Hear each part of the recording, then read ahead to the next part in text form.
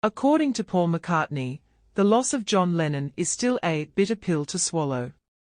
The release of Now and Then on Thursday, November 2nd was met with tremendous fanfare.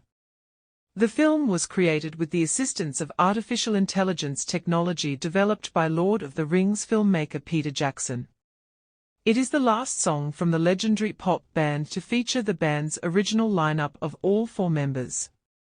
As the only 2 original members of the band still alive, Paul McCartney and drummer Ringo Starr have no doubt found the song's release to be an emotional experience. Paul McCartney, who is marking the release of the final Beatles song, has claimed that the deaths of John Lennon and George Harrison are still painful pills to chew.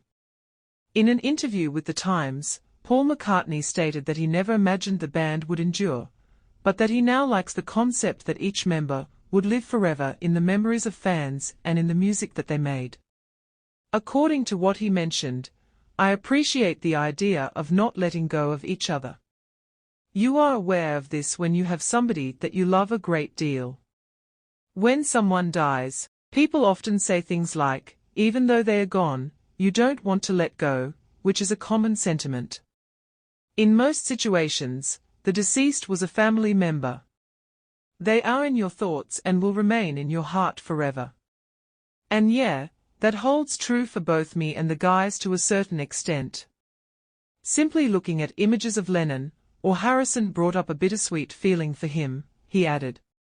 "The candy is known as how incredibly blessed I was to have those men in my life. The terrible truth, however, is that they are not in attendance. When I look at old images of George, I am brought back to the time when we were hitching, sitting by the side of the road, and buying creamed rice for ourselves. John and I also traveled via hitchhiking. Paris was our final destination." He went on to say that all of the memories came flooding back to him.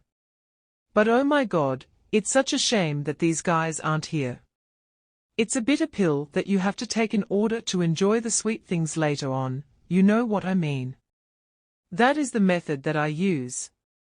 Mark Beaumont, a critic for The Independent, gave the film Now and Then 5 stars out of a possible 5 for his review. According to what he wrote, the purpose of the song is to offer a cultural conclusion to the rock and roll era. To provide, in response to the setbacks of 1995, a fitting conclusion for And I Will Fight You, the best band of all time. To provide those generations that did not experience it with even a sliver of the excitement that the Beatle fans of 1964 felt when they first heard a brand new The Beatles song. And by bringing Lennon back to us in such a vivid manner, they were able to somewhat rectify pop music's most devastating mistake.